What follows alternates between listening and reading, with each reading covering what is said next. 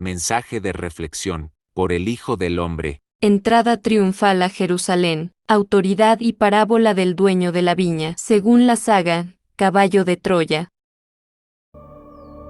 Las lágrimas y los lamentos del Nazareno estaban más que justificados.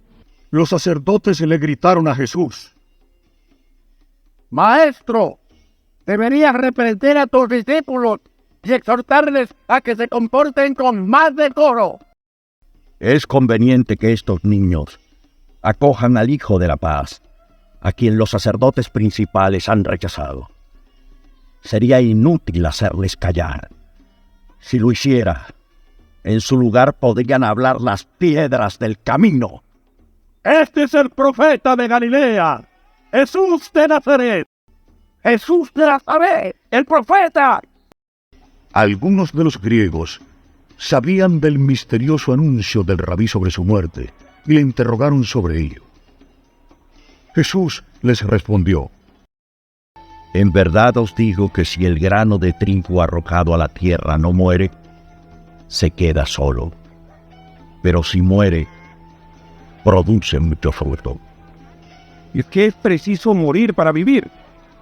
Quien ama su vida la pierde. Quien la odia en este mundo, la conservará para la vida eterna.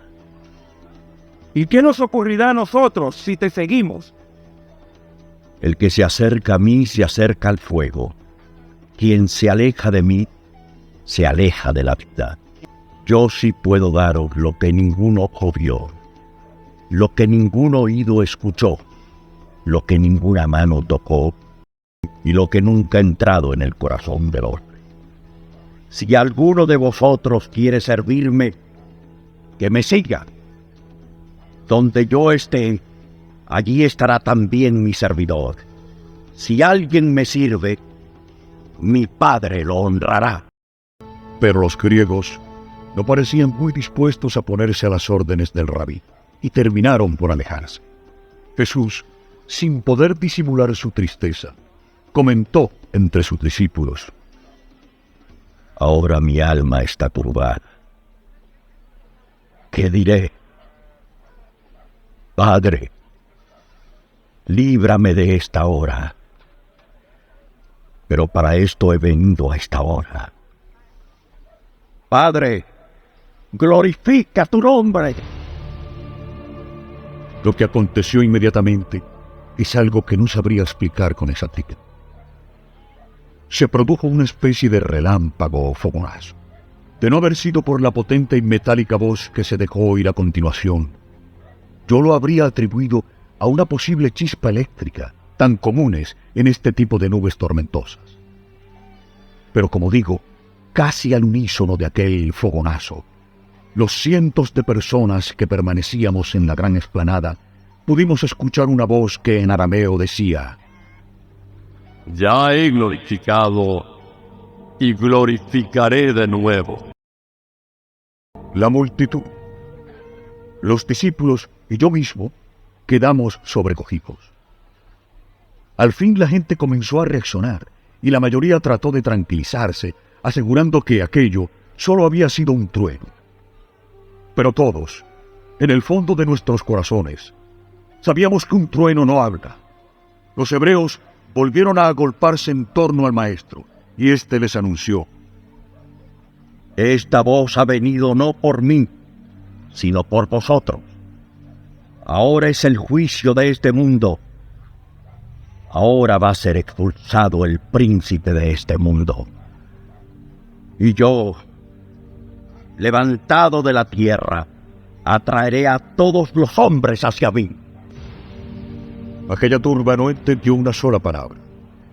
Los propios discípulos se miraban entre sí como diciendo: ¿de qué está hablando?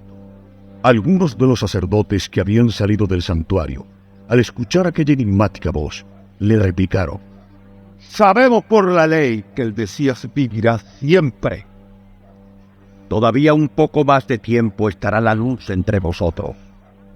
Caminad mientras tenéis la luz, y que no os sorprenda la oscuridad. El que camina en la oscuridad no sabe a dónde va.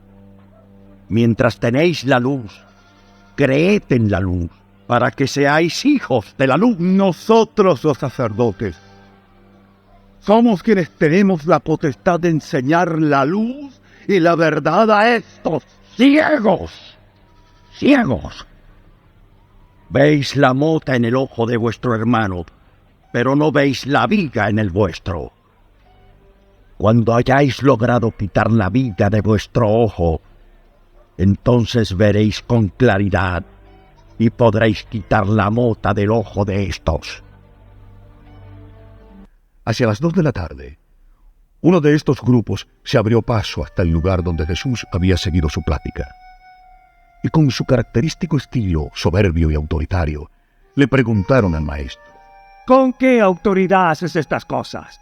¿Quién te ha dado semejante autoridad? También me gustaría a mí haceros otra pregunta. Si me contestáis, yo os diré igualmente con qué autoridad hago estos trabajos. Decidme, el bautismo de Juan, ¿de dónde era? ¿Consiguió Juan esta autoridad del cielo o de los hombres?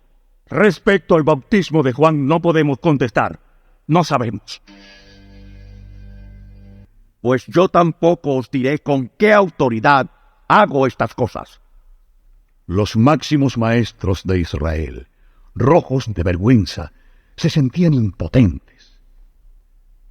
Jesús dirigió entonces su mirada hacia los que habían tratado de perderle y les dijo: puesto que estáis en duda sobre la misión de Juan y en enemistad con la enseñanza y hechos del Hijo del Hombre, prestad atención mientras os digo una parábola. Cierto gran y respetado terrateniente tenía 2 hijos. Deseando que le ayudaran en la dirección de sus tierras, acudió a uno de ellos y le dijo: hijo, ve a trabajar hoy en mi viña. Y este hijo, sin pensar, contestó a su padre: no voy a ir. Pero luego se arrepintió y fue. Cuando el padre encontró al segundo, le dijo: hijo, ve a trabajar a mi viña. Y este hijo hipócrita y desleal le dijo: sí, padre, ya voy. Pero cuando hubo marchado su padre, no fue. Dejadme preguntaros, ¿cuál de estos hijos hizo realmente la voluntad de su padre? El primer hijo. El primer hijo. Así yo declaro que los taberneros y prostitutas, aunque parezcan rehusar la llamada del arrepentimiento, verán el error de su camino y entrarán en el reino de Dios antes que vosotros, que hacéis grandes pretensiones de servir al Padre del cielo, pero que rechazáis los trabajos del Padre. No fuisteis vosotros, escribas y fariseos, quienes creísteis en Juan, sino los taberneros y pecadores. Tampoco creéis en mis enseñanzas, pero la gente sencilla escucha mis palabras a gusto.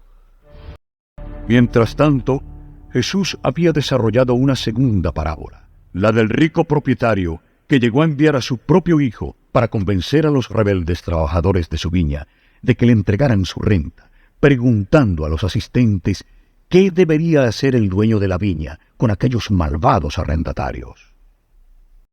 Destruir a esos hombres miserables. Arrendar su dinero a otros granjeros honestos que le den sus frutos en cada estación. Muchos de los presentes comprendieron el sentido de la parábola de Jesús y expresaron en voz alta: Dios perdone que les continúen haciendo estas cosas. Pero algunos fariseos no se daban por vencidos y regresaron hasta el lugar donde predicaba Jesús. El maestro, al verlos, les dijo: Vosotros sabéis cómo rechazaron vuestros hermanos a los profetas, y sabéis bien que estáis decididos a rechazar al Hijo del Hombre. ¿Nunca leíste en la Escritura sobre la piedra que los constructores rechazaron y que cuando la gente la descubrió, hicieron de ella la piedra angular?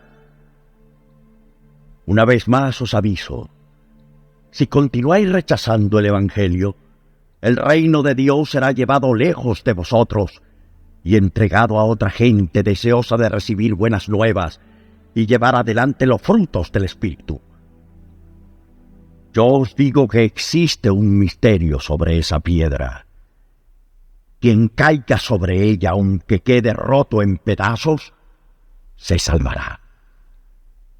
Pero sobre quien caiga dicha piedra angular, será molido hasta quedar hecho polvo, y sus cenizas serán desperdigadas a los 4 vientos.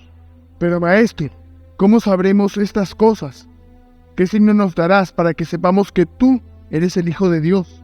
Destruid este templo, y en 3 días lo levantaré. Jesús dio por terminada su plática y descendió por las escalinatas.